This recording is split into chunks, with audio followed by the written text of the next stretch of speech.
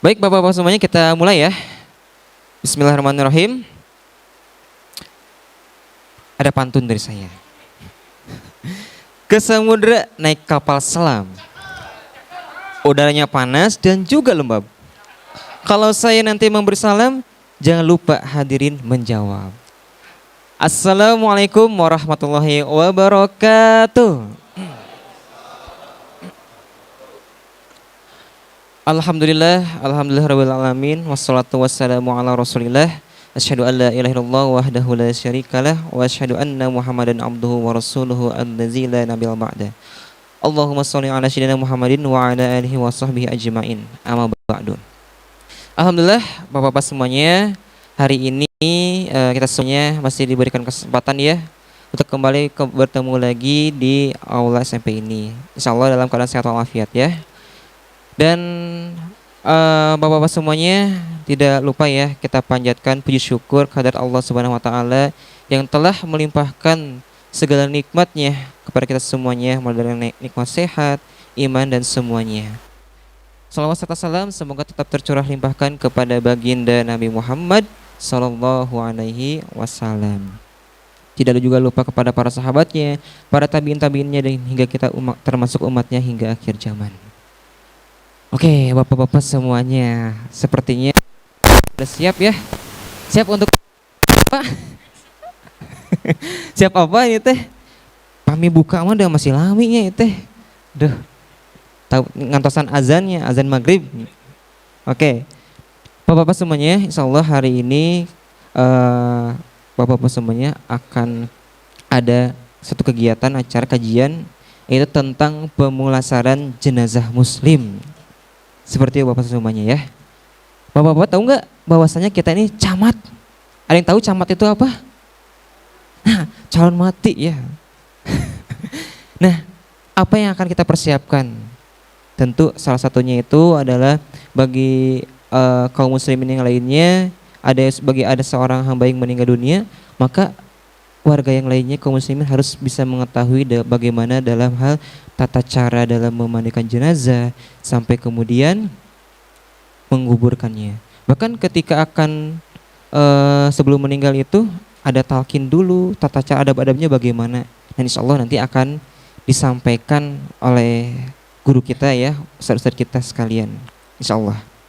Nah, untuk acaranya, untuk mengefektifkan efisien waktu, berikutnya kegiatannya akan disampaikan yaitu tilawah Al-Quran yang insyaallah akan disampaikan oleh kepada Al-Mukarram Ustaz Huda, kepadanya persilahkan.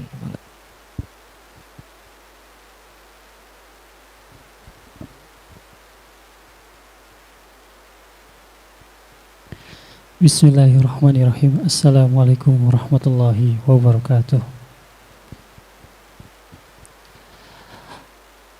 A'udzu billahi minasy syaithanir rajim.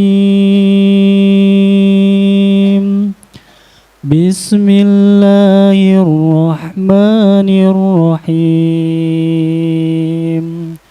Tabarakalladzi biyadihil mulku wa huwa ala kulli syai'in qadir.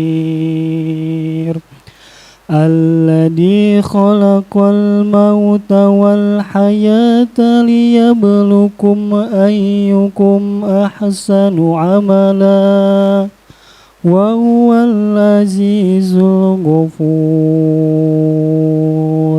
Dengan menyebut nama Allah yang Maha Pengasih lagi Maha Penyayang.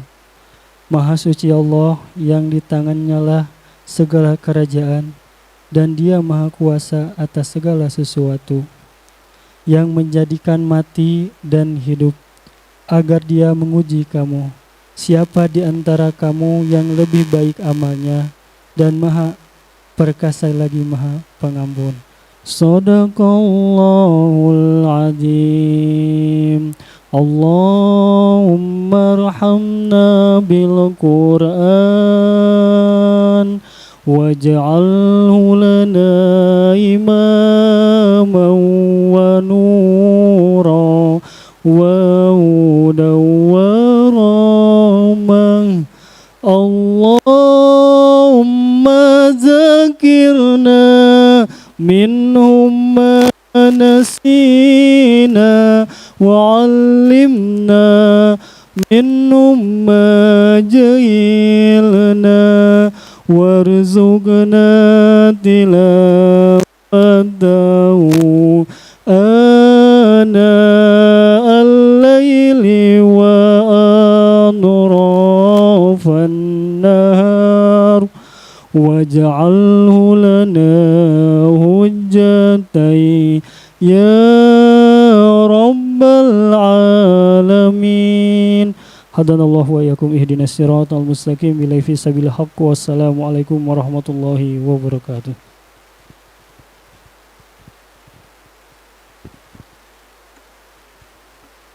Baik, terima kasih kepada Ustadz Huda. Semoga dengan dibuka kegiatan ini dengan membaca Al-Quran, semoga semakin diberikan keberkahannya. Berikutnya, Bapak-Bapak semuanya, ada yang pertama akan dibagi juga kelompok ya. Oh langsung saja, baik.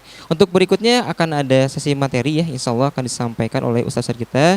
Yang pertama, materi pertama yaitu mengenai menangani orang sakaratul maut dan perlakuan terhadap mayit, yang insya Allah akan disampaikan oleh Ustaz Ayab. Berikutnya materi 2 mengenai teori memandikan mayit yang akan disampaikan oleh Ustaz Angga.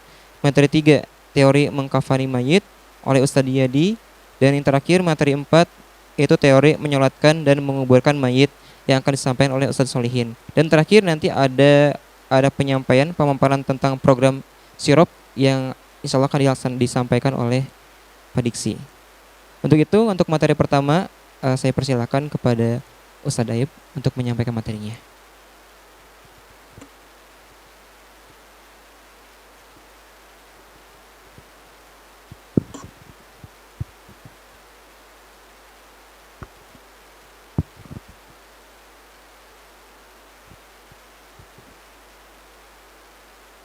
Daun salam, daun saga.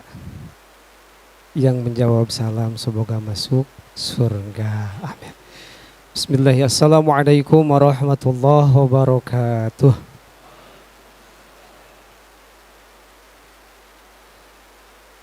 Alhamdulillahilladzi khalaqal mauta wal hayata liyabluwakum ayyukum ahsanu amala. Wassalatu wassalamu ala nabiyil mustafa wa ala alihi wa ashabihi ahli sidqi wal wafa. Amma ba'd, faqad qala Allah ta'ala fi kitabihil karim. A'udzu billahi minasy syaithanir rajim.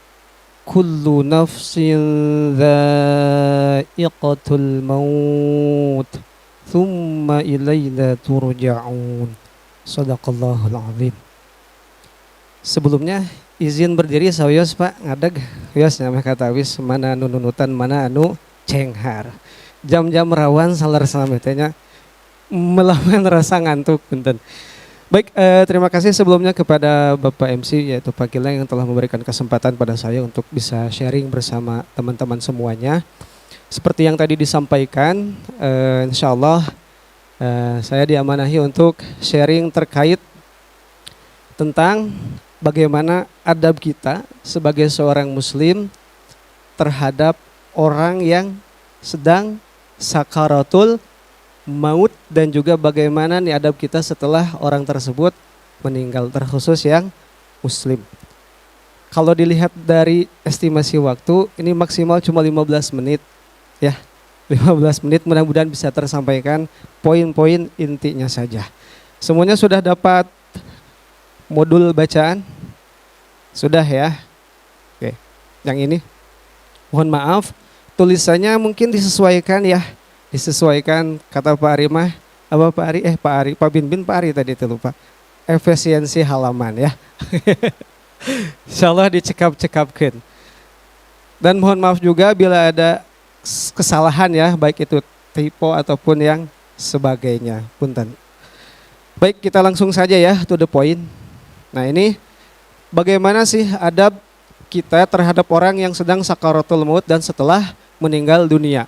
Kalau saya baca dalam beberapa literatur ini yang namanya fiqih, Pak Angga tadi sudah ngobrol juga ya. Ini sangat, wah Masya Allah, sangat banyak sekali pendapatnya. Bahkan kalau digali lebih dari 10-15 kitab yang bisa dikaji. Hanya ya kita mengambil dari beberapa sumber saja yang insya Allah dirangkum, yang mudah-mudahan bisa dimanfaatkan oleh kita semua. Baik, seorang muslim tentunya pasti akan merasakan kematian, ya. Hanya masalah waktu dan tempat dan juga kondisinya kita belum tahu. Maka benar kata Allah dalam surah Luqman ayat 34, wa ma tadri nafsum bi ayyi ardin tamut. Dan tidak ada seorang pun yang tahu di bumi mana dia meninggal. Kita tidak tahu dalam kondisi apa Allah mengambil kita.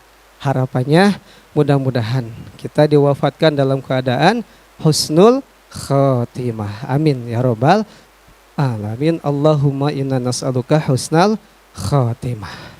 Sudah dibaca Bapak semuanya? Nah kalau sudah mah berarti sudah selesai. Alhamdulillah. Semuanya ada di sini. Ya, simpel. Baik, kita sharing saja ya, tidak lama. Pertama, terkait tentang orang yang sakaratul maut itu mungkin ada beberapa kondisi ya. Ada yang meninggalnya wajar itu dengan hal yang normal biasa lah. Prosesnya dengan sakit. Ada juga yang prosesnya bisa dengan kecelakaan ataupun hal yang lainnya. Yang tentunya dalam semua kondisi itu semuanya akan merasakan yang namanya sakaratul maut. Hanya berbeda-beda kondisi, illa kecuali orang yang mati syahid. Wallahu a'lam. Itu. Nah, kemudian di sini saya akan menyampaikan yang pertama, yaitu terkait orang yang meninggal dunia dalam posisi yang normal. Mulai dari sakit, baik anak kecil, remaja, pemuda, pemudi ataupun yang sudah remaja kolot gitu ya, sudah sepuh. Nah, pertama yaitu tentang sakit ya. Hukum seputar orang yang sakit. Ada yang pernah sakit? Pasti. Ada yang sering sakit? Ada yang selalu sakit? Ada yang selalu sakit. Ya, pasti pernah merasakan sakit. Bukan sakit hati, mana Pak Huda? Enggak sakit hati ya Pak Huda ya. Yang pertama, ini peringatan bagi orang yang sakit ya, sebagai tanbih. Orang yang sakit itu wajib menerima ketentuan dari Allah Subhanahu wa ta'ala dan bersabar terhadap takdirnya. Ketika kita diuji dengan rasa sakit, kita yakin itu adalah takdir terbaik dari Allah dan kita bersabar. Ulah kukulutusnya iya teh iraha cagerna ya Allah. Abi teu kuat hoyong ngajar jeung saterus. Nah, tampi tumari dan bersabar terus berikhtiar. Ingat, berikhtiar tong diantep, harus berikhtiar berobat. Kemudian yang kedua, sepantasnya orang yang sakit itu berada antara rasa takut dan penuh harap kepada Allah. Takut akan adanya azab atau siksa dari Allah dan khauf, penuh pengharapan akan rahmat Allah. Ya Allah, nih dengan sakit itu Allah sedang mengampuni dosa-dosa kita. Kemudian yang ketiga, separah apapun sakitnya maka tidak boleh mengharap kematian. Gusti kieu-kieu teuing geus we maotkeun abi ayeuna ya Allah. Seripuh aing hirup di dunia teh. Nah, misalkan yang ngagulutru nya teh sabar. Kita jangan memohon kematian. Kecuali jika memang terpaksa, maka dia hendaklah mengucapkan salah satu doanya dalam hadis Al-Bukhari dan Imam Muslim. Doanya kurang lebih, Allahumma ahyini ma kanatil hayatu khairali wa tawaffani idza kanatil wafatu khairali. Ya Allah, hidupkanlah aku jika kehidupan itu baik untukku dan matikanlah aku jika kematian itu baik bagiku. Itu kondisinya yang sudah sakitnya tingkat tinggi, parah. Ya. Kemudian yang berikutnya, jika memiliki tanggungan atau hutang piutang, mohon untuk segera ditunaikan. Kade nu gaduh sametan, enggal ditunaikan. Ya, ulah kieu nya Bangga. Make pantun heula cenah kumaha agar silaturahmi tidak putus cing nginyeum 100 gagah kan. Aya waktu nginyeum mah nyengir ditagih nyengor gitu kan. Wallah naudzu billah. Yang terakhir dianjurkan untuk segera membuat wasiat. Segera membuat wasiat. Itu didengarkan oleh kerabat, oleh anak ahli waris yang terdekat dengan kita dan dicatat ya sebagai bukti wasiat tersebut. Nah, itu adalah kondisi ketika orang yang sedang sakit. Kemudian yang kedua kita lanjut yaitu kondisi saat sakaratul maut. Nah, proses sakaratul maut ini tentu berbeda-beda. Ada yang waktunya singkat, cepat, ada yang sedang, ada yang lama, sampai berhari-hari ada. Ya, ada dua bagian yang memang itu bisa cepat dan juga lama. Dan tentunya kita berhusnudzon kepada Allah bahwasanya memang itu sudah ketentuan Allah. Oh, Allah itu sedang sayang sama si fulan.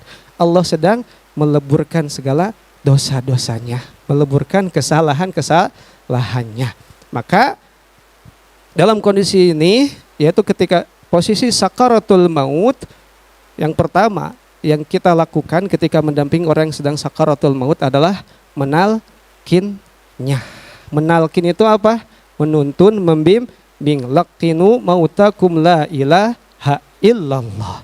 Tuntunlah orang yang sedang sakaratul maut di antara kalian dengan mengucapkan kalimat la ilaha illallah. Nah, izin barangkali ada yang bersedia relawan yang menjadi orang yang sakit. Ada. Sampai jadi jenazah punten. Ada. Mana? Ini harus dicontohkan. Baik, Pak Rizal, terima kasih.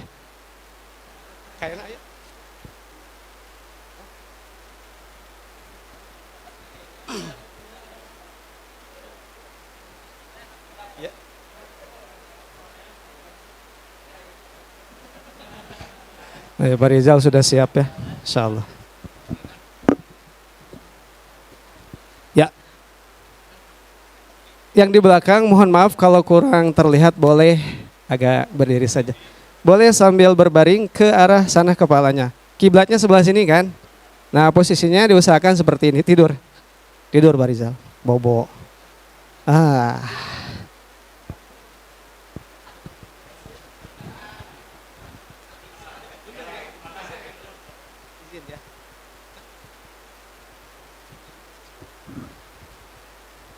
Nah, ini kita simulasikan saja ya. Insya Allah semuanya sudah paham dan sudah ahli ya. Sudah ahli kan? Cuma masalahnya adalah dalam melatih atau menguatkan mental kita. Ya betul. Kadang sok sieun cenah nyepengan jenazah teh. Sieun mudag.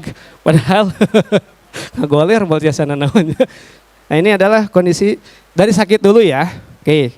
Dari kondisi sakit, ada sakit yang ringan, ada sakit yang parah, atau bahasa orang mah walas. Walas itu adalah kondisi sakaratul maut. Nah, ketika kondisinya sakit dari ringan menuju ke walas, ke sakaratul maut itu, nah, dianjurkan, diutamakan kita menalkinnya di posisi itu. Kenapa tidak di sakaratul mautnya? Karena ketika sakaratul maut itu proses malaikatul maut mencabut nyawa. Maka tingkat yang tersakit yang dirasakan oleh mayit itu adalah ketika dicabut nyawanya. Dari mana? Nah, posisi malaikat itu nanti berada di sebelah sini.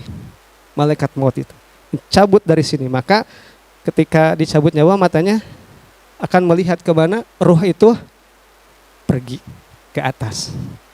Nah, dan biasanya ketika sakaratul maut itu, di jenazah itu melihat ke arah sana, ke ujung pandangannya.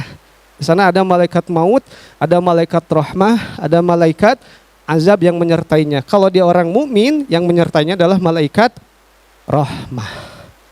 Ya, dan sudah menyiapkan kain kafannya juga, menyiapkan minyaknya juga untuk membawa ruhnya. Walaupun sudah dicabut ruhnya, tetap pakai kain kafan. Dan ini menunjukkan bahwasanya sangat berartinya, sangat berharganya aurat dari manusia itu sendiri, terkhusus yang mukmin, yang muslim. Oke, dari sakit tadi ya. Nah, dianjurkan juga ketika sakit sebelum sakaratul maut itu, orang yang menjenguk dalam keadaan berwudu. Kalau masih ada sisa air wudunya, maka lebih baik diusapkan atau diciprati. Tapi ingat, yang sakitnya harus sudah ngaji. Kalau belum ngaji mah naon saya dicipratan cai ngajak gelut ya jelema. Nah gitu kan. Ya harus hati-hati dalam mempraktikannya ya. Ya. Ngaji teh sudah paham, oh bahwasanya ya. Bukan. Yang sudah paham tentang ilmu tersebut, maka itu tidak mengapa kita gunakan. Ya, diusapkan ciprati. Oke, kemudian masuk ke fase sakaratul maut, masuk ke sakaratul maut maka ditalkin tadi. Yaitu posisinya telinga sebelah kanan, ya kita perlakukan dengan sangat lemah lembut, tidak memaksanya, dengan perlahan, tidak terburu-buru. Ya, usahakan sebelum ketika dia masih belum terlalu parah dan belum sampai di area sini, ya, ketika proses cabut nyawanya. Contoh, la ilaha illallah. Nah, tunggu sampai dia mencerna kalimat tersebut. Lumayan pausnya. Tidak ketika ditalkin itu la ilaha illallah, tidak. Maka ketika sudah terucap, contoh dilanjut lagi la ilaha illallah, mencerna, pura-pura ngejawab aja. Nah, kalau sudah ya, kalau sudah bisa mengucapkan kalimat itu stop. Jangan mengatakan kalimat-kalimat yang lain. Sudah, alhamdulillah. Ya, karena man akhiru kalamihi la ilaha illallah dakhalal jannah. Sing saha jalma nu akhir kalimatna ngucapkan kalimat la ilaha illallah, maka eta jalma dakhalal jannah, masuk surga. Ulah kieu, la ilaha illallah. Ayo la ilaha. Jangan dipaksa, perlakukan dengan lemah lembut sampai dia bisa mencerna. Prosesnya seperti itu. Kemudian yang kedua, ketika sudah masuk ke sakaratul maut ini, ya, nah ini ada beberapa versi juga ya, ada beberapa pendapat. Kalau bisa diutamakan menghadap ke arah kiblat, ya. Punten, Pak Rijal.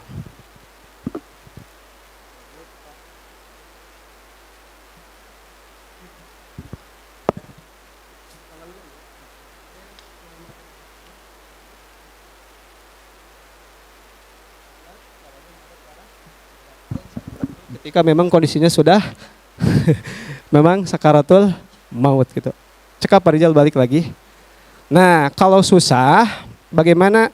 Kalau susah untuk dihadapkan ke arah kiblat, bisa dengan ditambahkan bantalnya. Kooperatif ya, alhamdulillah. Sip. Nah, seperti ini kurang lebih ya. Ulah nongongan gitu, goler. Nah, tidak gitu, ininya tetap lurus sih badannya. Cuma kepalanya saja yang menghadap ke arah kiblatnya, ya. Seperti itu. Kalau memang kondisinya susah seperti tadi diarahkan ke arah kiblat. Nah, walaupun tadi memang ada beberapa pendapat, akan tetapi hal ini mangga disesuaikan dengan mana yang kita ambil.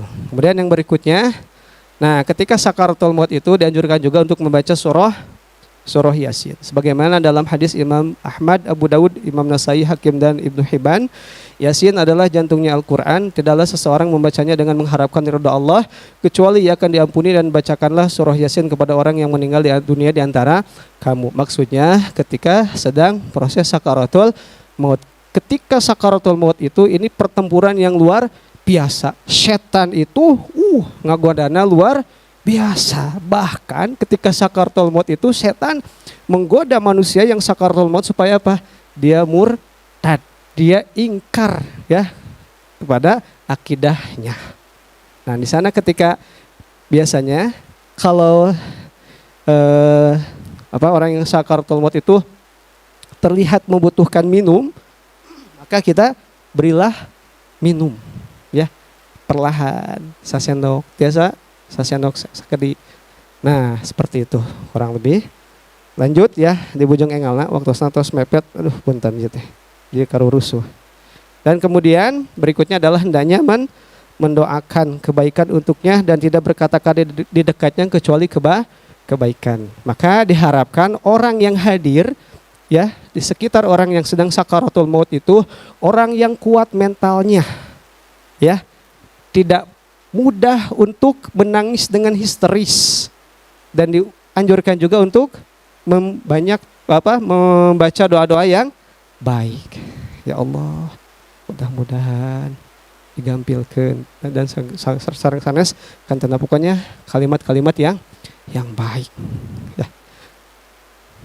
Nah, lanjut ke fase berikutnya yaitu tanda-tanda menjelang kematian. Biasa diawas apa didinya? Ada beberapa poin.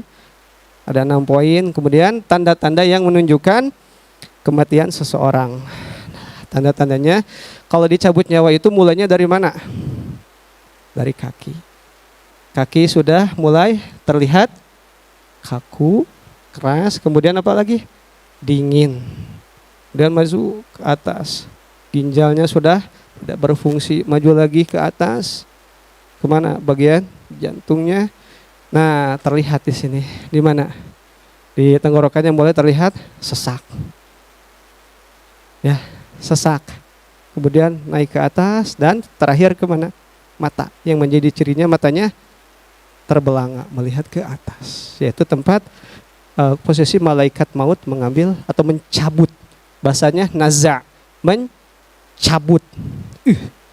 Kalau kita analogikan seperti orang yang di penjara, dia dicabut apanya?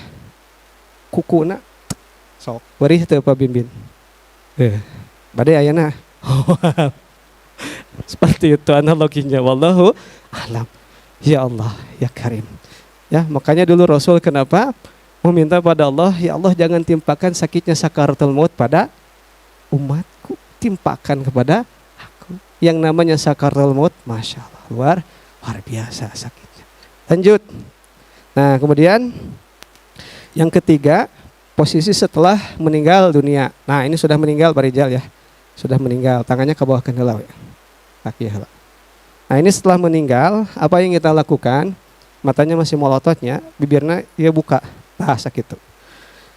Setelah meninggal dunia, tahapan yang kita lakukan adalah satu, memejamkan matanya. Maka mohon diperhatikan ya ketika nanti membersamai orang yang sakaratul maut, setelah dipastikan meninggal, kadah diyakinkan cek heula, oh laras tos teu aya ciri-cirina tos laras tongki bisi beureum bisi kulem. Oke, jadi riweuh. Nah, setelah itu pejamkan matanya sambil membaca salah satu doa yang ada dalam Sunan Kabir ya. Doanya adalah bismillahi wa ala millati rasulillah dari asar tabi'in, atau baca Allahumma gfir lahu. Tutu ini dirapatkan. Oke. Kalau susah baru menggunakan tali, tapi bukan dengan rapia ya. Nanti ada tali dari kain. Aku rapia mah jangan gantung ke naon. Ya pakai kain nanti.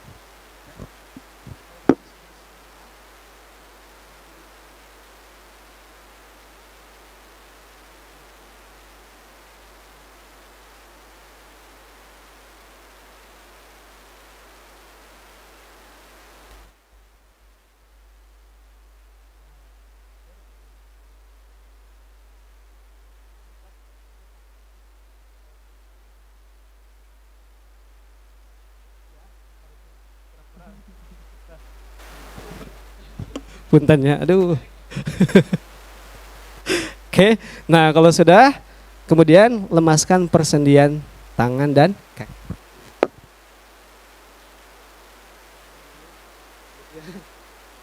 Jadi dilemaskan, pokoknya dilemaskan. Nah, untuk tangan, ada yang tidak perlu seperti ini, ya, ada yang seperti ini, ada juga yang tidak perlu. Kalau di ya, pada ujungnya di kita yaitu dengan posisi seperti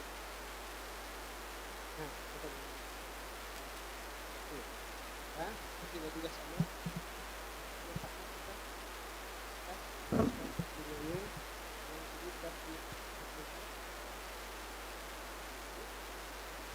Kemudian lanjut berikutnya ya tadi mendoakannya sudah ya, Allahumma gfir lahu warhamhu dan seterusnya.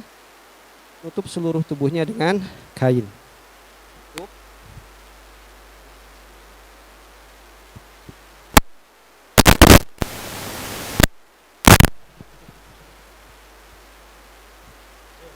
Oke, setelah selesai kemudian baru kabarkan berita meninggal dunianya kepada kerabat terdekat dan masyarakat di sekitar. Kemudian bersiaplah untuk mengurus jenazahnya. Lalu tak lupa juga membayar hutang-hutangnya atau tanggungannya. Jangan lupa. Nah, ketika sudah seperti ini ditutupnya. Nanti simpan benda di atas lambung atau perutnya supaya apa? Gas atau angin yang ada di perut ini perlahan ke luar. Tapi kade tong berat teuing, meh tereh nu 2 kilo. Wah, karunya. Minimal maksimal 2 on setengah nya tekenging abot teuing.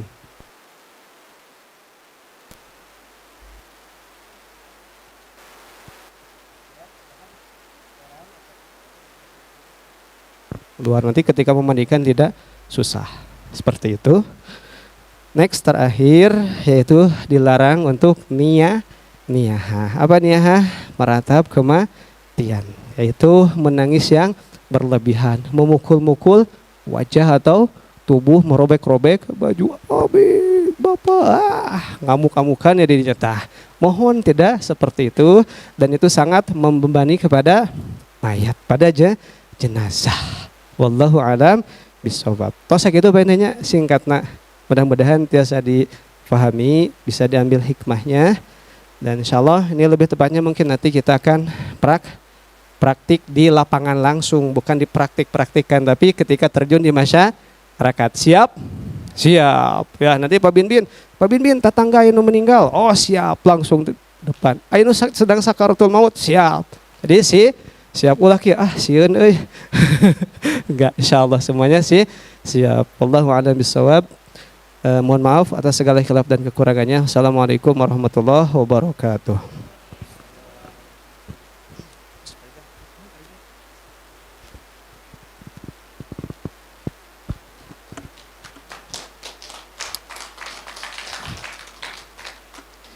Jazakallahu khair Ustaz Naib atas materi yang disampaikannya. Semoga semuanya bisa paham dan mengerti ya bagaimana tata cara ada orang yang meninggal, adabnya seperti apa dan bagaimana bisa ya.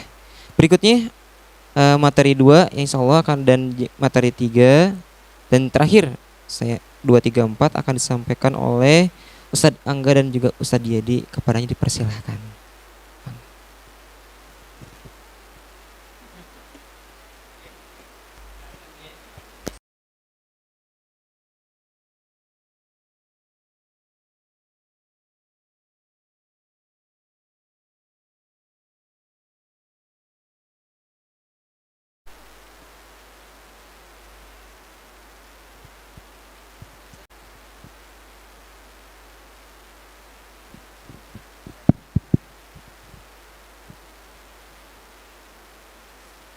Bismillahirrahmanirrahim. Assalamualaikum warahmatullahi wabarakatuh.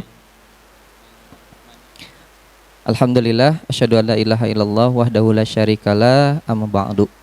Baik, Bapak-bapak semua, teman-teman semuanya, izin di sini kita sharing, dan saya yakin, kami berdua yakin bahwa di sini semua sudah pernah mengalami kematian, bukan mengalami kematian. Waktu saya sih ya nanti nyampaikan materi ke siapa ini. Sudah pernah mengalami melihat peristiwa memandikan, mengafani, menyolatkan dan menguburkan. Nah, kita berlanjut kepada praktik yang selanjutnya, yaitu adalah teori selanjutnya yaitu memandikan, mengafani, menyolatkan dan menguburkan. Ikhwatu iman sekalian, ada hal yang penting kita fahami bahwasanya untuk mengurus jenazah itu hukumnya adalah fardu kifayah. Jadi kenapa disebut fardu kifayah? Karena ketika ada satu orang yang mewakili, maka semua sudah terbebas dari hukum taklif tersebut. Nah, tetapi masyarakat salah mengartikan itu. Dalam artian kita salah mengartian itu. Geus we geus aya batur, abi mah teu kudu gitu. Sebenarnya fardu kifayah itu adalah untuk kalau merujuk kepada surat Al-Baqarah kan fastabiqul khairat. Maka sebenarnya kita yang harus di situ. Karena nanti kita akan mendapatkan pahala dari sejumlah orang yang ada di situ yang berhalangan untuk memandikan dan mengurus jenazah tersebut. Gitu. Jadi orang yang mengurus jenazah itu mendapatkan keutamaan dan pahala yang besar luar biasa kan gitu kan. Bahkan kata di dalam hadis riwayat Imam Al-Bukhari dan Imam Muslim kan pahalanya 2 qirot ya Ustaz ya. Betul sekali. Nah, 2 qirot. Jadi 1 qirot itu sebesar 1 gunung Uhud. 1 gunung Uhud. Nah, jadi kalau sampai kita menyolatkan sampai menguburkan maka mendapatkan 2 qirot. Seperti itu. Jadi Plus ya, amplop ya. kenapa Ustaz? Plus amplop. Plus amplop. Bisa. Seperti itu. Jadi fardu kifayah jangan berarti ya udahlah ku batur we abi mah tekedah, enggak usah. Maka mindset kita harus kita perbaiki, kita yang harus menjadi orang yang mengurus jenazah ikhwah kita gitu, saudara kita gitu. Nah, untuk yang pertama adalah memandikan ya. Yang berhak memandikan di sini bisa dibaca bahwa muslim, kemudian berakal, baligh, amanah. Amanah itu penting karena ketika memandikan kita akan melihat semua aib-aib yang ada di mayat tersebut. Oleh karenanya apa yang terjadi di dalam ruang pemandian itu haram hukumnya untuk dibicarakan di luar. Ah, si eta mah aya etana gitu misalnya. Aya naonna, aya pananganna misalnya. Nah, kemudian sebisa mungkin orang yang terdekat dengan kerabat si mayat tersebut. Misalnya laki-laki yang meninggal, ayahnya atau anaknya gitu, atau saudara laki-lakinya. Boleh nggak dengan lawan jenis? Boleh, asal istrinya gitu. Hanya istrinya, adiknya boleh nggak yang lawan jenis? Tidak boleh. Ibunya boleh nggak? Tidak boleh. Mantannya boleh? Mantannya komo eta mah nggak boleh gitu. Nah, naonan atuh hadir di situ si mantan tuh. Astagfirullah. Itu bodor ya. Terus serius deh. Seperti itu. Oleh karenanya penting bagi kita untuk mentarbiyah ahli waris kita, keluarga kita agar bisa memandikan. Kan Rasul juga ketika masih hidup kemudian berkata kepada Aisyah, apa yang menghalangi apabila kamu yang meninggal, maka aku yang akan mengurusmu, memandikan, mengafani, menyolatkan dan menguburkanmu. Begitupun sebaliknya gitu. Jadi kita harus mentarbiyah orang terdekat kita, istri kita harus kita tarbiyah dulu supaya bisa memandikan kita. Apalagi nanti kan ada berkaitan sama aurat, ya kan, kubul dan dubur. Nah, seperti itu. Sebisa mungkin itu yang memulasnya atau yang membersihkannya adalah istri kita, mahram kita. Terus kalau mau jomblo kumaha tadi?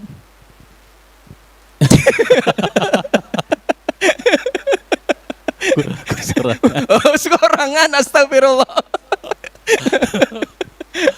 Gitu. Mangga selanjutnya next. Mangga Ustaz selanjutnya. Baik, berikutnya bisa terlihat ya ada apa itu? Prinsip-prinsip dalam memandikan jenazah. Ada yang wajib, ada yang sunnah begitu ya. Yang wajibnya berniat karena Allah Subhanahu wa taala, tentunya bukan karena amplop dan lain sebagainya ya. Kemudian yang kedua, menyiram tubuh secara merata, kemudian membaca basmalah. Jadi dalam memandikan jenazah itu nggak bisa langsung disemprot gitu nya. Kamu mau pakai pemadam kebakaran, masuk gitu ya. Tapi harus hati-hati ke tangan dulu. Jadi mulai dari kanan dulu, kanan mayit seperti itu ya. Nggak langsung si air itu air gayung, kalau pakai gayung ya, nggak langsung diseblokin gitu. Tapi ke tangan kiri kita. Kamu pakai selang langsung nanti jauhnya atau pakai salung gitu ta. Ya itu. Kenapa nggak boleh gitu? Karena itu akan menyakiti mayit. Ya.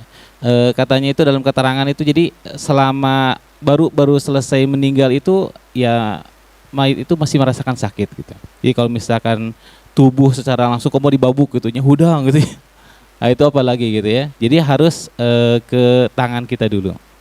Nggak boleh langsung. Itu adabnya gitu ya. Rukunnya sih ada 2 secara global, satu niat memandikan, kemudian yang kedua menyiram seluruh tubuh secara merata. Mulai dari rambut sampai ujung kaki, dimulai dari sisi sebelah kanan terlebih dahulu. Sama seperti hanya kita mau mandi aja gitu. Ini posisinya niat memandikan mayat ya. Kemudian ya membacakan basmalah. Adapun sunnah-sunnahnya itu yang pertama membungkukkan jenazah dan perutnya. Tentu yang tadi disampaikan Ustadz Alif. Jadi agak sedikit di naonnya nya dibungkukeun gitunya. Kemudian sambil diurut gitu ya. Kemudian membersihkan kemaluan jenazah dengan kain basah. Kemudian mewuzukan, membasuh kepalanya dengan busa air bidara, bisa air sabun begitu ya. Kemudian memandikan dengan air campuran daun bidara. Kemudian memandikan mulai dari bagian tubuh sebelah kanan, memandikan dengan hitungan ganjil, memandikan terakhir dengan air campur kapur barus. Baik, ini pun dalam proses memandikan jadi tidak langsung. Jadi pakai biasanya pakai apa namanya itu samping gitu. Jadi seluruh tubuhnya ditutup dengan samping. Jadi kayak misalkan ngebasuh pun jadi posisinya nggak langsung terbuka gitu. Nah, bisa langsung praktek sama siapa Pak? Ada sampingnya?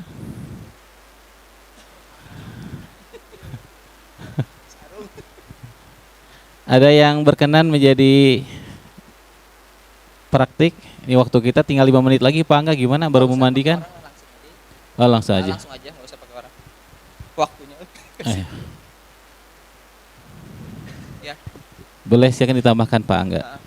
Jadi teman-teman semua, ketika jenazah dari pembaringan tadi ya, setelah selesai sama dijelaskan sama Ustadz Ayep, itu kan akan dibawa ke pemandian. Dalam kondisi mereka pakaiannya masih ada, ya kan? Pakaian masih ada, celana masih ada. Setelah di pembaringan, ini masih ada pakaian, celana dan sebagainya, maka semua tempatnya ditutup dulu, lalu dibuka dulu pakaiannya, pakaian atasnya. Kalau kemeja sebenarnya ini opsional ya, tapi kalau misalnya kemeja biasa, apalagi misalnya kemeja yang dipakai sama orang yang sakaratul maut, berarti kan sudah dalam tanda petik ya, bukan yang mahal banget atau kayak gimana. Lebih baik dipotong saja, siapkan gunting, digunting gitu, digunting, kemudian dilepaskan. Nah, ketika melepaskannya, tong gitu. Jadi kepala dulu, tangan dilepas, yang kiri, yang kanan, kemudian diangkat. Makanya kalau memandikan tidak bisa sendiri, kecuali memandikan bayi. Gitu. Kalau memandikan jenazah laki-laki itu nggak bisa sendiri, berat banget. Nah, kemudian diangkat, diambil. Nah, pas mau celananya sudah harus siap samping ya saja. Samping terus ditutupin. Dari balik ini dibuka celananya, digunting aja semuanya. Celana dalamnya juga digunting. Jadi dalam keadaan geligir. Gitu, yeah. Dalam keadaan geligir. Dan auratnya tetap tertutup. Betul, aurat tetap tertutup. Intinya meskipun sedang memandikan jenazah, aurat tidak boleh sampai terekspos. Bahkan oleh yang memandikan sendiri. Tuh. Gitu. Maka nanti kata Ustadz tadi ya, yang membersihkan kemaluan ya. Iya. Nah, itu harus dibalik kainnya. Seperti ini. Nggak boleh dibuka terus dikitu-kitu. Nggak boleh. Dikumahakeun Pak. Digelang. Ya, eta emutnya eta lain aanyangan eta aurat. Nah, oleh karena itu dalam mazhab Imam Asy-Syafi'i wajib hukumnya, apalagi buat yang bukan mahramnya, ini kan misalnya dalam keluarga nggak ada yang bisa gitu. Dia memakai sarung tangan ya saja. Pakai sarung tangan, kemudian diusap saja, bersihkan. Setelah tadi yang kata Ustadz Yadi sudah dibangunin, kemudian dipijit perutnya untuk mengeluarkan kotoran. Ingat, dipijit halus, entong nepika. Karena di sebagian tempat aya gitu. Gitu. Ada yang pokoknya pejit kudu keluar. Gitu. Naon pejit keluar? Jeroan pejit meureun. Isi pejit. Oh, isi pejit. Gitu. Nggak usah, diusap saja sampai semuanya ini. Kemudian kubul dan duburnya dibersihkan 1 kali atau 2 kali sampai selesai. Nah, kemudian baru kalau ada kuku yang panjang itu ditekan gitu. Kemudian kalau jenazahnya ada apa behel, namanya? Ada behel. Behel. Kumaha cara ngelocotkeun? Nggak usah. Gigi palsu atau gigi palsu? Gigi palsu. Gigi palsu harus dicopot. Gigi emas kumaha tad? Entah saya tambah masalah pikir kayak dewe nya. Ya mandikeun lah banyak aja loba pertanyaan kieu. Nah, kemudian ada pendapat yang lain kalau misalnya bagaimana dengan bulu ketiak? Ada yang diharuskan dicukur gitu, ada yang dibiarkan saja. Gitu. Pendapat yang lebih kuat yang mana? Biarkan saja. Karena itu bagian dari tubuhnya. Kecuali kalau tos lebeteuing, tos keluar nepi ka kieu. Nah, eta dicukuran weh gitu. Oh ini teh untuk jenazah formal ya? Ya, jenazah. Untuk unformal? Unformal teh kumaha tadi? Ya misalkan kecelakaan, tertabrak kereta gitu ya. Ustad teh bantuan ana lain ngariwakeun ana. Iya mah Ustad teh ngariwakeun ana. Kayak geus jam 3 baru udah pengen pulang. Jadi maksudnya kalau yang unformal kayak tadi yang jihad gitu ya di lagi perang tertembak kan itu nggak usah dimandikan kan konteksnya. Berarti udahlah kita wassalamualaikum kayak gitu. Kan meninggal jihad fisabilillah mah nggak perlu dimandikan, nggak perlu dikafani, cukup disolatkan, kuburkan, selesai. Maka jadi, tidak ada pelatihan pengurusan jenazah sekarang atau sesuai gitu mah. Jadi gitu. Karena sudah selesai kita bermainnya konteksnya yang tadi Ustaz maksud saya karena udah jam 3 jadi jadi konteksnya ini masih yang formal. Betul. Kalau saya milih unformal gitu, saat biar cepet jam 3 udah pulang. Nah, intinya mah gitu. Ya, kemudian nanti tadi seperti sudah dijelaskan, dibasuh dulu kepalanya, diwudukan terlebih dahulu. Diwudukan terlebih dahulu anggota wudunya, bagian anggota wudunya, lalu disiram kepalanya dulu. Dikukumurkeun teh? Teu kedah. Oh, teu kedah. Bisi biro terus kukumur. Bagian kanan ya disiram, bagian kanan disiram, bagian kiri juga disiram, terus belakangnya. Nah ini bagian penting. Bagian belakangnya gimana? Yang kanannya, kalau ini bagian kanan maka jenazah itu dimiringkan. Dimiringkan di lambung kiri. Seperti ini. Biasanya nanti untuk mudahnya ini akan ditarik sama teman yang ada di samping. Jadi jangan begini. Ditariknya sama yang di sana, yang nahan itu di sana. Nanti bagian sini akan memulasnya, gitu. Bagian atasnya aja kanan, dari mulai ini kanan yang bawahnya punggung sampai ke kaki, lalu yang kiri juga sama, gini juga. Jadi kita yang nahan, gantian tuh oper sana. Sudah selesai. Nah, baru setelah itu ya Ustaz ya disiram ya Ustaz ya. Iya. Nah, baru setelah itu disiram semuanya, dan mulai dimandikan pakai air daun bidara. Air daun bidara itu apa? Itu kalau misalnya sekarang sabun, sampo. Kalau misalnya nggak pakai sabun dan sampo, ya air daun bidara. Kalau nggak ada air daun bidara, pakai sabun atau sampo. Disampoin, disabunin, bilas. Belakangnya juga sama seperti itu, gitu. Bisa 2 kali, bisa 3 kali, gitu setelah dibilas. Nah, setelah semuanya dibilas, siraman terakhir bilasan itu bisa 3 kali, bisa 5 kali, bisa 7 kali. Siraman terakhir harus dengan air kapur barus. Makanya teman-teman nanti pas praktek itu numbuk heula kapur barus sebelum memandikan. Terus campur ke dalam air 1 ember, digalokeun. Nah, setelah itu disiram. Nah, proses seperti kata Ustadz tadi, proses disiramkannya tong diguyur, apalagi langsung ini ke muka gitu. Harus pakai tangan dulu. Jadi semuanya pakai air kapur barus. Setelah pakai air kapur barus selesai, sudah entong dibilas deui. Justru terakhir adalah dengan pakai air kapur barus. Intinya adalah seperti kata Ustadz Jadi tadi bahwa semuanya kena dari ujung rambut sampai ujung kaki basah gitu. Lanjut ke ngapain? Waktu Lanjut barangkali Ustadz. Oh ini tahapan memandikan sudah ya tadi ya globalnya. Ini kayaknya udah lengkap nih. Ya, selanjutnya mengkafani. Gimana? Ini lanjut gimana, Ustaz? 10 menit. Gak apa-apa 10 menit, Bapak-bapak? Gak apa-apa ya. Baik, setelah selesai ceritanya memandikan jenazah, berarti tahapan selanjutnya, kewajiban berikutnya yaitu kan yang pertama apa? Yang pertama itu mulai memandikan ya, kewajiban mulai dari memandikan. Kalau tadi kan permulaan sebelum pengurusan jenazah yang sama Pak Ayub. Yang pertama memandikan, yang kedua kemudian mengkafani jenazah. Yang perlu disediakan pertama kain kafan dibeli dari harta yang meninggal, ya bukan dari siapa-siapa. Tentunya dari orang yang punya harta. Yang gimana kalau misalkan nggak punya harta? Dibeliin sama Baitul Mal biasanya. Baik. Berikutnya kain kafan cukup untuk menutup anggota tubuh. Nanti diukur dulu ya.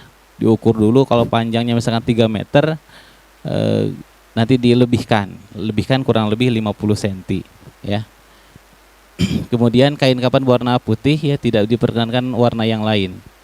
Jumlah kain kafan 3 lembar. Sebetulnya itu nanti menyesuaikan. Ini untuk jenazah laki-laki. Ya 3 lembar. Kalau untuk perempuan itu Bisa 5 lembar. 5 lembar gitu ya. Nanti perinciannya di situ dikatakan ada pendapat untuk jenazah wanita 5 lembar. Kemudian siapkan tali dari kain kafan, total talinya kurang lebih boleh 5, boleh 7. Jadi mulai dari atas ya 1, kemudian di atas kepala, kemudian di dada, kemudian di perut ya. Di perut, kemudian di lutut, kemudian di ujung kaki. Totalnya tuh kalau nggak salah ada 7. Nah, berikutnya itu yang siapkan 3 ember tuh yang awal harusnya. Ya, ada air bersih, kemudian air yang dicampur daun bidara dan air yang dicampur kapur barusu yang di awal harusnya. Gitu, yang pada proses memandikan jenazah. Berikutnya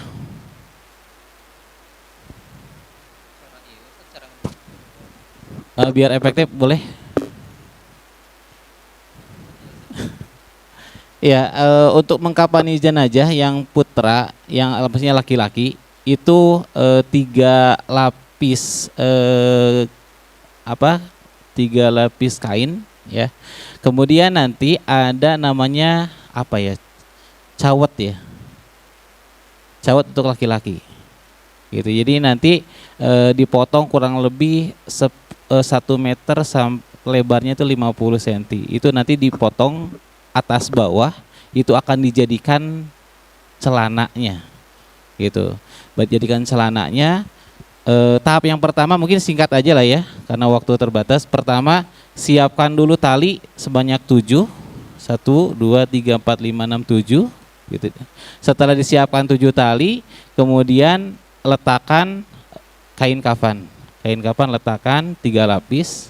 Kemudian di atas kain kafan yang 3 lapis itu simpan celana yang tadi, ya, itu disimpan, diletakkan seperti itu. Kemudian baru ditutup dengan kapas ya. Iya, kapas. Kapas. Baru kemudian si jenazahnya diangkat dan diletakkan di atas kain kafan tersebut. Dan bagian yang cawatnya, yang celananya kemudian diikatkan gitu. Baru kemudian setelah itu dilipat gitu ya. Ini cepatnya aja ya, cepatnya aja dilipatkan. Kemudian setelah itu diikat oleh oleh tali tadi. Itu mana dulu Ustaz? Dari sisi kiri dulu atau kanan dulu Ustaz? Dari sisi kanan ya kalau nggak salah. Di kanan ke kiri dia, kemudian kiri ke kanan ya. Ya, dan diikatnya itu bukan diikat ya, yang dikemas, dibungkusnya dengan rapat gitu, jangan longgar gitu. Nanti pas bagian kepala itu untuk dirungkupkan, tapi agak dilewatkan gitu ya. Pas bagian kepalanya itu dilewatkan biar nanti sebelum dikuburkan itu ahli waris mungkin masih bisa melihat dulu wajahnya segala macam gitu ya. Nanti dari itu pun akan memudahkan nanti pada saat penguburan, karena pada saat menguburkan jenazah wajahnya nanti dibuka, wajah dibuka dan nanti dihadapkan ke arah kiblat, kemudian diciumkan ke tanah gitu.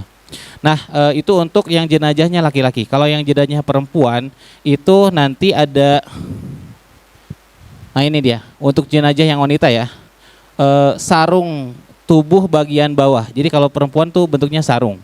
Kemudian yang kedua untuk kerudung. Ada kain untuk kerudungnya. Kemudian yang ketiga gamis. Baju kurung. Jadi nanti misalkan dihitung dulu dari bahu sampai betis sampai sini. Diukur dulu. Misalkan panjangnya 2 meter. Nah nanti si kain itu dipotong 4 meter. Gitu, karena nanti akan jadi yang bagian pas 4 meter dibagi 2 gitu ya. Kemudian bagian tengahnya dibolongin gitu. Biar nanti jadi baju kurung. Nanti dimasukin ke dalam baju kurung tersebut.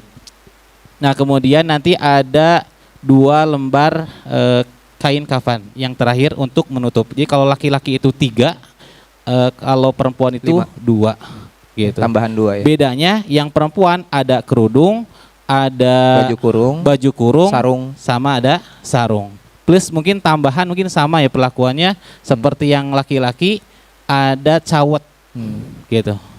Ada cawat, pakai cawat juga gitu. Oke, next. Oke, lanjut aja Pak. Lanjut barangkali mensolatkan jenazah. Kalau mensolatkan tampaknya Pak sudah pada Kayaknya mafhum. sholatkan udah ya teman-teman semua sepertinya udah paham untuk mensolatkan. Menguburkan juga udah kayaknya ya. Atau biar ini dapat pengetahuan. Yang pertama kan sholat jenazah itu berapa rakaat? Berapa rakaat? Takbir lain rakaat. Berapa rakaat? Gak ada rakaat ya. Jadi 4 kali takbir ya, bukan 4 rakaat tapi 4 kali takbir. Takbir yang pertama niat Allahu Akbar. Nanti niatnya tergantung. Niatnya apakah ada yang di depan kita? Kalau misalkan ada juga yang misalkan jauh. Kalau misalkan yang biasa pakai usolli ya Pak Angga ya punten ya. Usolli ala hadal, kalau misalkan mayitnya laki-laki usolli ala hadal mayyiti arba'at takbiratin fardhu kifayatin lillahi ta'ala. Seperti itu. Atau misalkan kalau misalkan jadi imam usolli ala hadal mayyiti arba'at takbiratin fardhu kifayatin imaman lillahi ta'ala. Gitu ya. Yang pertama itu niat Allahu Akbar, niat, kemudian setelah niat membaca salawat ya. Membaca salawat Al-Fatihah dulu. Al-Fatihah dulu ya. Setelah selesai niat kemudian baca Al-Fatihah, kemudian takbir lagi Allahu Akbar, takbir yang kedua, kemudian membaca salawat. Kemudian selesai salawatnya salawat Ibrahimiyah ya. Jangan salawat yang lain, Ibrahimiyah. Gitu. Kemudian Allahu Akbar, kemudian baca doa Allahumma gfir lahu warhamhu dan seterusnya. Kemudian takbir sekali lagi Allahu Akbar, Allahumma la tahrimna ajrahu wa la tabtinna ba'dahu waghfir lana walahu. Itu jadi 4 kali takbir. Langsung kemudian salam. Gitu. Ada pendapat juga kalau misalkan mayatnya laki-laki nanti menyolatkannya itu di bagian kepala. Sebetulnya ini enggak terlalu urgent ya. Jadi di bagian kepala, kalau yang mayitnya perempuan itu di tengah, Di perut. di bagian perut, gitu ya. Seperti itu. Kemudian posisinya sama seperti saat memandikan jenazah. Kemudian ada tambah lagi Pak? Atas cukup. Cukup ya? Terakhir menguburkan mungkin teman-teman. Kalau untuk menguburkan nanti biasa setelah dibawa di keranda kemudian sampai ke tempat, sebenarnya sunnahnya adalah yang ikut ke tempat pekuburan adalah laki-laki. Tapi tidak haram juga jika ada ibu-ibu atau wanita yang mau mengikuti dengan syarat tadi seperti kata Ustaz Aib, tidak ada niyahah seperti itu. Nah kemudian pas mau masuk ke dalam area pekuburan kita disunahkan membaca salam Assalamualaikum ya ahlad diyar minal mu'minina wal muslimina wa inna insyaallah bikum lahikun, seperti itu. Nah kemudian masuk, lalu jangan pernah kita menginjak atau menduduki kuburan karena ancaman Rasul barang siapa yang menginjak atau menduduki kuburan maka dia sama dengan maq'aduhu minan nar, dia akan ditempatkan dalam neraka, seperti itu. Sama seperti kita duduk di atas neraka, seperti itu. Ada doanya Pak ketika memasukkan jenazah ke liang lahat? Nah iya nanti ada doanya. Sok mangga Ustaz. Doanya Bismillahi wa ala millati Rasulillah. Jadi pas begitu dari atas nih jenazahnya dibopong ke bawah, ada doanya Bismillahi wa ala millati Rasulillah. Ya, setelah itu kemudian dimasukin ke liang lahat, kemudian dibuka talinya yang 7 tadi dibuka. Bagian muka nanti juga dibuka gitu ya, dibuka kain kafannya kemudian diarahkan ke arah kiblat, ke tanah gitu. Apa namanya itu? Iya, diciumkan ke tanah. Iya, dimiringkan, dipinggirkan ke sini. kemudian diciumkan dan diganjel sama bola tanah. Kurang lebih ada 7. Jadi bikin dulu bola tanah untuk menahan agar miring gitu, sama bantal. Jadi dibuatkan dulu kayak untuk bantalnya gitu ya, bantal biar maksudnya tengah leher gitu tuh. Biar tertahan. Kemudian bola tanah untuk menahan bagian punggung, kemudian bagian kepala, kemudian bagian bokong. Pokoknya mah 7 bola gitu. Terus baru ditutup sama kayu. Nah, sebelum ditutup sama kayu biasanya ada yang berpendapat diazankan dulu Ustaz ya. Oh, diazankan. Ya, azan heula gitu. Nah, ada yang diazankan dulu, ada yang tidak. Kalau tidak langsung ditutup dengan papan. Nah, kemudian orang yang itu jangan tinggal di situ, harus ke atas karena nanti akan diuruk langsung gitu, akan diuruk. Nah, setelah diuruk, apakah selesai? Belum ternyata. Nah, ternyata kita harus disunahkan sama Rasulullah untuk berkumpul di situ dan mendoakan. Kata Rasulullah, doakanlah saudaramu karena sebentar lagi dia akan ditanya. Gitu. Maka di situ yang mimpin dalam tanda petik imamnya akan memimpin doa untuk sang jenazah. Karena begitu kita berbalik, kita sudah ditanya sama malaikat di dalam kubur. Jadi isi doanya adalah, intinya adalah memohon agar mayit mendapatkan kemudahan lisan untuk menjawab pertanyaan. Karena itu yang paling sulit gitu. Seperti itu. Itu paling. Baik, barangkali demikian. Pertanyaannya apa Pak nanti di alam kubur? Nanti di spill itu ya. Kisi-kisinya. Baik, itu saja dari barangkali saya. demikian terkait dengan proses pengurusan jenazah. Mohon maaf karena waktu terbatas dan penyampaiannya juga terbatas. Mohon maaf sekali lagi, mudah-mudahan ada manfaatnya untuk kita semua. Sebelum ditutup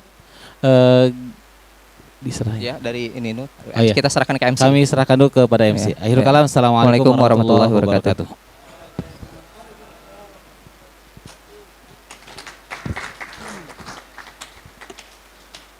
Alhamdulillah, jazakallah khair ke Ustadz Angga dan juga Ustadz Yadi atas materi yang disampaikannya. Berikutnya itu ada pemaparan materi, pemaparan mengenai sosialisasi sirup yang akan disampaikan oleh Pak Diksi. Mangga kepada Pak Diksi.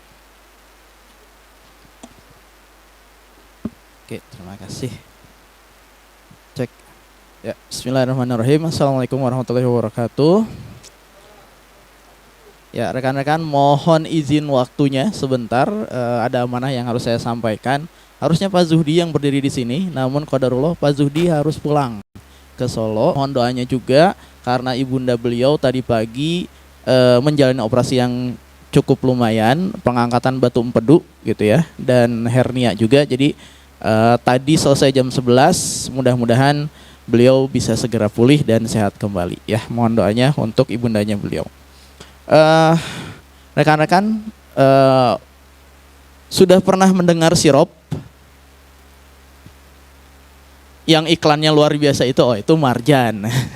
Ya, sirup ya teman-teman, kalau misalkan teman-teman di kelas mungkin walas khususnya, sirup ini adalah sebuah program yang kita selenggarakan di bulan Ramadan tahun ini, yang pada intinya adalah tebar paket iftar untuk masyarakat sekitar, khususnya di masjid dan panti asuhan di sekitar sekolah.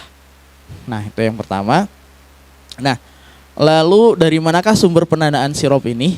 Nah, karena ini bulan Ramadan, untuk sirup ini pendanaannya itu bersumber dari kenceleng anak-anak, dari orang tua, serta dari guru dan staf juga. Nah, alhamdulillah, sebetulnya untuk sirup ini selalu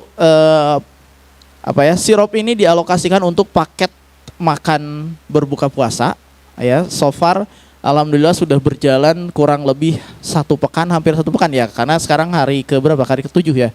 Berarti udah hampir sepekan, alhamdulillah sudah berjalan. Nah, kemudian untuk kegiatan ini untuk kedepannya, karena dari awal kita sudah akadkan bahwa sirup ini adalah untuk makanan berbuka yang sudah berjalan.